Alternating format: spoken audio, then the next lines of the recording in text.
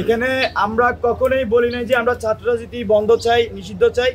আমরা বলেছি খুবই ক্লিয়ার, আমরা লেজুর ভিত্তিক ছাত্র রাজনীতি নিষিদ্ধ চাই এবং বন্ধ চাই। আমরা আমাদের সংগঠন আমরা লেজুর ভিত্তিক ছাত্র রাজনীতি আমরা প্র্যাকটিস করবো না। লেজুর ভিত্তিক ছাত্র রাজনীতি বন্ধ চাওয়া আর ছাত্র রাজনীতি নিষিদ্ধ চাওয়া দুইটা কিন্তু এক না। আমার কাছে মনে হয় বিষয়টি ক্লিয়ার।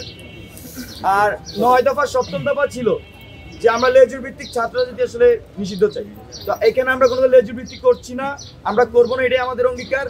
আমরা আগামীর বাংলাদেশে আমরা যারা লেজুর ভিত্তিক করছে তাদের রাজনীতি আমরা চাই না। আমরা চাই এমন রাজনীতি যেটা স্টুডেন্ট সেন্ট্রিক হবে, যেটা বাংলাদেশ সেন্ট্রিক হবে।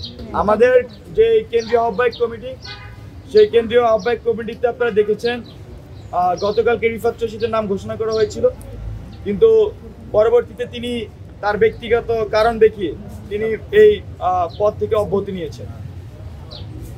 তিনি ঠিক আছে, এই জন্য আজকে আমরা ওনাকে রাখা হয়নি। আমরা যেহেতু আবার বলছি সবকিছু যে ঘটনা, সেখানে কিন্তু বেসরকারি বিশ্ববিদ্যালয়ের শিক্ষার্থীরা তারা কিন্তু মানে এখানে সবাই কিন্তু আসে।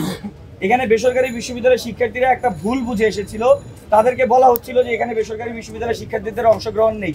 কিন্তু আসলে পুরো পূর্ণাঙ্গ কমিটি প্রকাশ করার পরে আসলে এটা জানার উপায় ছিল যে বেসরকারি বিশ্ববিদ্যালয়ের শিক্ষার্থীদের অংশগ্রহণ ছিল নাকি।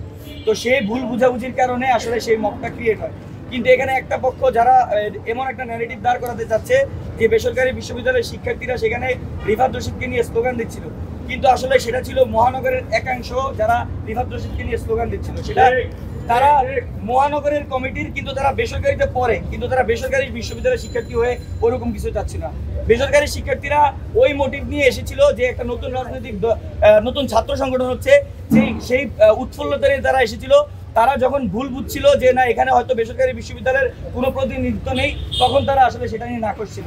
কিন্তু পরবর্তীতে এটা যখন ক্ল্যারিফাই করা হয়েছে যে বেসরকারি বিশ্ববিদ্যালয়ের শিক্ষার্থীদের প্রায় 30 থেকে 35 জনের একটা অংশ পূর্ণাঙ্গ কমিটিতে আছে, তখন এই বিষয়টি আমি আশা করি যে ক্ল্যারিফাই হয়ে গিয়েছে।